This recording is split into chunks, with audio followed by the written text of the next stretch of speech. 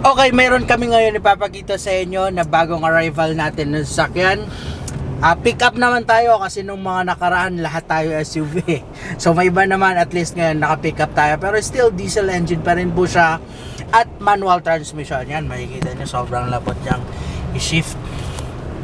So this is 2018 model Nissan Navara manual transmission. Yan, 4x2 lang po ito, 4x2.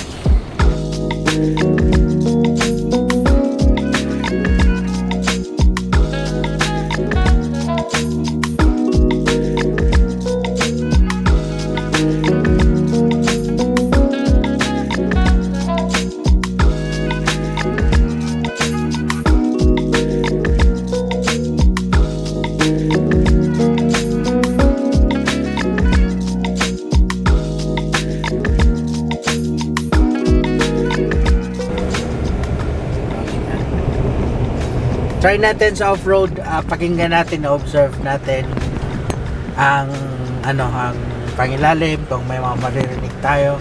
Tapos syempre ang suspension na rin. Dito tayo ngayon sa sa trail na Kapisan ng motor.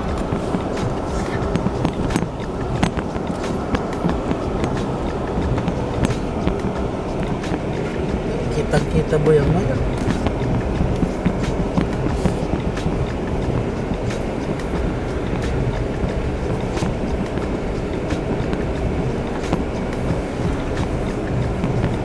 Oh, di ba? Ikaw anong masasabi mo sa Wala sir, smooth sir. Walang kalampag.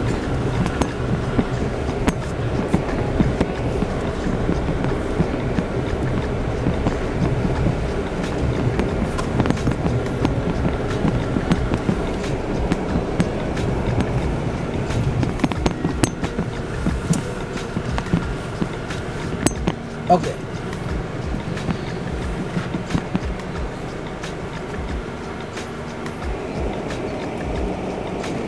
Panalo. Ang aircon niya sobrang lamig.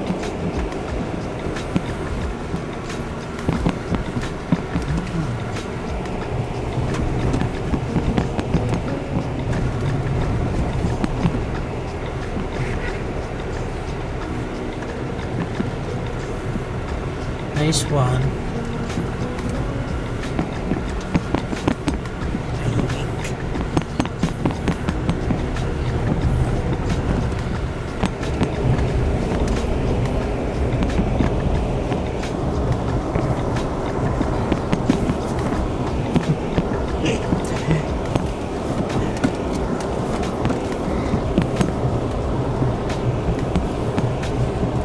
Garuman sana. Suspension test. Sabi ko, lintian lindok.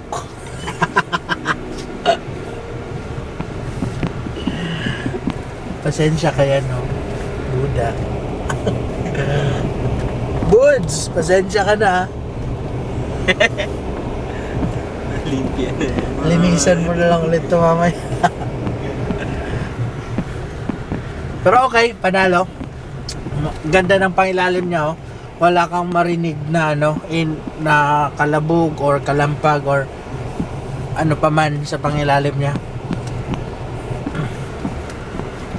Ang ganda. Ang ganda niya.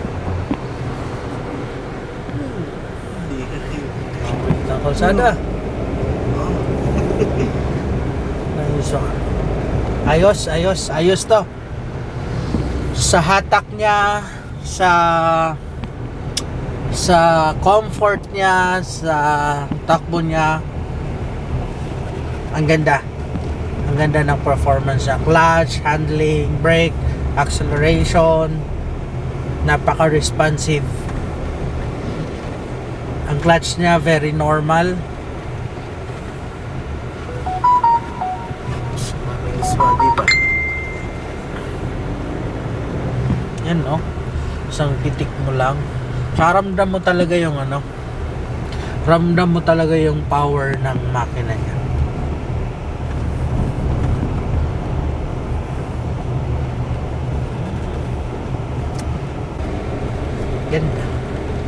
Nalalamutan ako sa ano, pag-shift ng gear.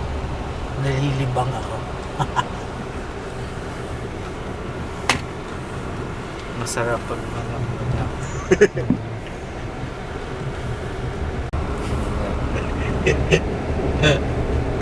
Labo. Kadumi.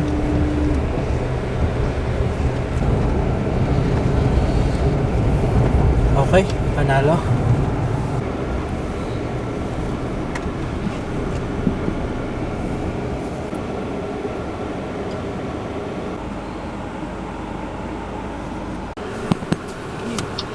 Hello.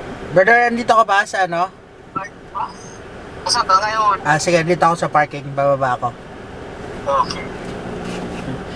Sige. Tingnan mo, silipin mo to. Kapag magre-reverse ka, kailangan mo to i-push pababa. Push harder, then pasok mo siya sa reverse. Saka siya mag-reverse. Kasi kapag hindi mo siya pinush pababa, papasok siya sa 6th gear. Okay? So, tapos tingnan mo siya, naka 360 degree camera siya dito. Built-in na yan, hindi yan aftermarket.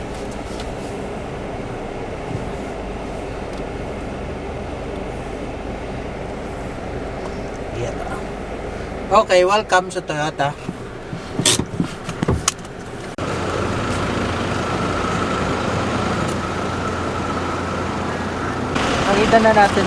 Pakita na namin sa inyo mabilisan yung Nissan Navara na dala namin sa inyo. Ito yun, no?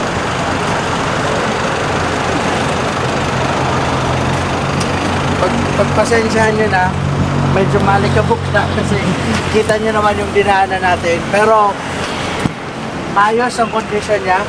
Interior and exterior, malinis siya sa interior. Yung interior niya, naka-leather seats din siya. Pero aftermarket ito. But then again, medyo kailangan lang nito ng detailing. Siyempre, before namin to release, magdi-detailing din kami nito, interior and exterior. So, lilinisin natin to. May mga final touch pa tayo dito sa ano na to, sa sasakyan na to. Tapos dito sa likod makikita nyo, may mga sticker kasi to. So, may mga marks siya ng stickers dito. So, syempre, papalinis natin to. Okay. Then, maganda to kasi ano, may cover na yung ano niya, yung likod niya. So, kung may mga luggages ka na mas maganda to kasi hindi mababasa yung mga luggages. Anyway, if ever gusto niyo to makita, mag-set lang kayo ng schedule. Ito yung makita nyo, may mga garnish na rin siya. Medyo kailangan lang linisin dito kasi meron to roof rack, so inalis na. So kailangan lang linisin. Ang salamin niya may mga watermark, so magpa-final touch lang din tayo. Lilinisin natin yan. Dito sa likod, ayan, makikita nyo, mattings niya, andyan pa naman yung original mattings niya, pero kailangan lang talaga na ng konting linis.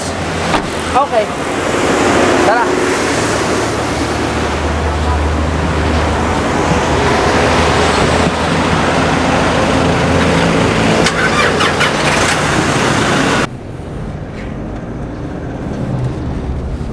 Yan. So, actually galing kaming Toyota Albay and nag-claim kami ng mga plaka ng mga na-release natin ng sasakyan ng mga nakaraan plate numbers. So ito, nandito na. Yan, at last. So ito yun para sa sa Kaiser, yung nakabili sa atin ng Toyota Innova, yung sa Northern Samar, kung natatandaan nyo, yung 2023 model. So ito na yung niya, plate and key. Okay, but anyway, balik tayo dito sa